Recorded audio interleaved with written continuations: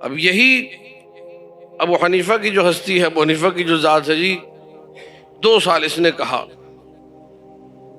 لولا سنتان لہلک نعمان. میں نے کل کتاب کا حوالہ دیا کہ آلوسی ایک بہت بڑا مفسر اہل سنت کا، اس نے یہ لکھا ہے. اچھا ہماری کسی کتاب میں لکھا ہے؟ نہیں لکھا. کسی معصوم نے یہ کہا کہ یہ ہمارے ساتھ رہا ہے 2 سال؟ نہیں کہا. کچھ واقعات ملتے ہیں، وہ سارے واقعات ایسے ہیں کہ وہ ابو حنیفہ کی رسوائی کا باعث ہے. اس میں سے کہیں سے یہ شاگرد نہیں لگتا ہے.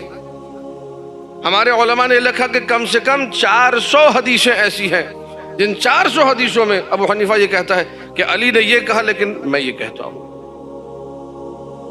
اب لب لہجہ ملاحظہ کیجیے، علی نے یہ کہا، میں 17 حدیثیں ایسی ہیں کم سے کم اس کے بارے میں کہتا رسول اللہ نے یہ کہا لیکن میں یہ کہتا ہوں. تو ایسا انسان کیسے ہو سکتا ہے اسے کہا جائے کہ جی یہ قصب فیض کر رہا تھا، جس کو یہ بھی ادب نہیں کہ بات کیسے کی جاتی ہے. ان کی کتاب میں لکھا ہے، اور ایک بندے نے خود کہا ہے اور دکانداری کے لیے کہا ہے، اپنے آپ کو اچھا بنانے کے لیے کہا. زیادہ وقت نہیں لوں گا، ایسی بہت ساری مثالیں جن کو آپ اچھا سمجھتے ہیں، آپ مومن ہوتے ہوئے، شیعہ ہوتے ہوئے 2024 میں اچھا سمجھ رہے ہیں، لیکن وہ تاریخ کے بدترین لوگ ہیں، ان پر معصومین نے لعنت بھیجی ہے. لہذا اشخاص کی جو تعریف، قد، تعدیل، جرح، ان معاملات میں تھوڑا سا انسان غور و فکر کرے کہ ایک دم ایکسیپٹ ابو حنیفہ ہے. یہ مصیبت ہوئی کہ ہمارے ممبر سے، اسی کراچی کے ممبر سے محرم میں عشر اولا میں فضائل پڑھے جاتے ہیں. کس کے؟ اس شخص کے. جو شخص یہ کہتا ہے کہ میں نے ہر حال میں ٹھانی ہوئی زندگی بھر جعفر صادق کی مخالفت کر دی ہے، جس نے ایک نہیں کئی مقامات پر کبھی جعفر صادق و موسیٰ کاظم سلام اللہ علیہما کی توہین کرنا چاہی، کبھی ان کے اصحاب کی توہین کرنا چاہی، اور واقعات بھرے پڑے تاریخوں میں. آج ہم آگے کہیں کہ نہیں، امام اعظم ابو حنیفہ رحمۃ اللہ علیہ، واقعاً مایہ تأسف ہے، واقعاً افسوس کی بات ہے. ہم یہ نہیں کہہ رہے کہ آپ جو ہے برملا گالی دیں، ہم یہ نہیں کہہ رہے کہ لعن طعن کریں، خون خراب ہو، یہ نہیں کہہ، لیکن یہ بھی نہ کریں کہ شیعوں کے دماغوں کو گمراہ کیا جائے. ایک ایسا شخص جس کا اہل بیت سے کوئی تعلق نہیں، اسے اچھا بنا کر پیش. یہ ابو حنیفہ اپنے ساتھیوں میں بیٹھ کے کہتا ہے کہ دیکھو آج میں کیا کرتا ہوں، آج میں رافضیوں کے امام کا وہ مذاق اڑاؤں گا کہ تم سب یاد رکھو گے. دیکھو میں بتاتا ہوں کہ اس کا مبلغ علمی کتنا ہے، 4 سوالوں میں اسے زیر کر دوں گا. ساتھیوں نے کہا چلو بھائی. وہ جو ابو حنیفہ کے پاس بیٹھتے تھے، ابو حنیفہ سے علم حاصل کرتے تھے، ابو حنیفہ سے فقہ پڑھتے تھے، ابو حنیفہ سے مسائل شرعی سیکھتے تھے. میں نے بتا دیا ان کی کیٹیگری کیا تھی. نعوذ باللہ علی نے یہ کہا تو میں یہ کہتا ہوں. چلو میرے ساتھ. انوار المواہب میں شیخ علی اکبر نے لکھا ہے، سارے ساتھیوں کو لے کے پہنچا اور اس نے وہاں یہ جملے کہے تھے کہ میں رافضیوں کے امام کے ساتھ آج کروں گا کیا، دیکھنا ذرا. جب پہنچا مولا کی خدمت میں تو مولا نے پہلے ہی یہ جملہ کہا کہ ابو حنیفہ اپنے ساتھیوں سے یہ کہہ کر آ رہے ہو، شرم آنی چاہیے تمہیں. میں نے ایک جملہ کہا ہے اکثر مجالس میں، جو حال دل کو حال دل بننے سے پہلے جانے اسے مولا کہتے ہیں. ابو حنیفہ نے جب سوچا بھی نہیں ہوگا کہ کہنا کیا ہے تو مولا جانتے تھے یہ سوچ کے کہے گا کیا، کہ وہ امام ہے.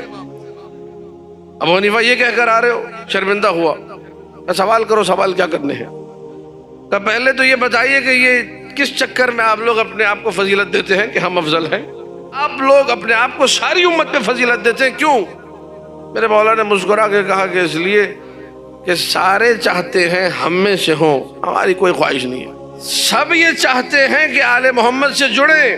آل محمد کی کبھی کوئی خواہش نہیں رہی کہ ہم فلاں قبیلے سے، فلاں عشیرے سے، فلاں لوگوں سے جڑ جائیں. ابو حنیفہ اپنے آپ کو بڑھانے کے لیے کہتا ہے 2 سال نہیں ہوتے تو میں ہلاک ہو جاتا. وہاں ان کے بڑے نے کہا تھا لولا علی لہلک. ہر شخص اپنے آپ کو بڑھانے کے لیے سے جڑنا چاہتا ہے، لیکن یہ کسی سے جڑنا، یہ ہماری دلیل فضیلت ہے. ابو حنیفہ کے ساتھیوں نے کہا یار کیا سادہ اور کیا کمال کا جواب دیا ہے، بات ہی ختم کر دی. حقیقت ہے کبھی انہوں نے تمنا نہیں کی کہ ہم فلاں قبیلے میں چلے جائیں، لیکن ہر قبیلہ والا اپنے آپ کو ان سے جوڑنے میں بڑی توجہ چاہ رہا ہوں، بڑی توجہ. پوری تاریخ یہ موضوع پورا ہے کہ کیسے کیسے ان لوگوں نے جن کو دشمن کہا ہے تاریخ نے آل محمد کا، انہوں نے بھی اپنے آپ کو آل محمد سے جوڑا ہے. انہوں نے نہیں جوڑا. ان کے بعد جو لوگ آئے انہوں نے دیکھا کہ بھائی ان کے پاس تو ان کے دامن میں تو کوئی ڈھنگ کی چیز ہے نہیں, ان کا دامن تو سوائے دھبوں کے کچھ بھی نہیں رکھتا, لہذا کچھ دھبے مٹاؤ اور کچھ ایسی چیزیں ان کے دامن میں, کچھ پھول, کچھ بیل بوٹے, کچھ جو ہے نا پھول پتیاں ایسی لگا دو کہ یہ تھوڑے سے سنور جائیں. تو جو ہے کہ نہیں, ایک سے ایک جھوٹ تاریخ میں بولے گئے. خدا جھوٹوں پہ لعنت کرے اور بے شمار کرے. مشکل یہ ہے کہ میں اور آپ اس جھوٹ کا شکار کیوں بنے؟ میں اور آپ اس خباثت کا شکار جو آل محمد کے خلاف کی گئی, شیعہ امیر المومنین ہوتے میں کیوں بنوں شکار؟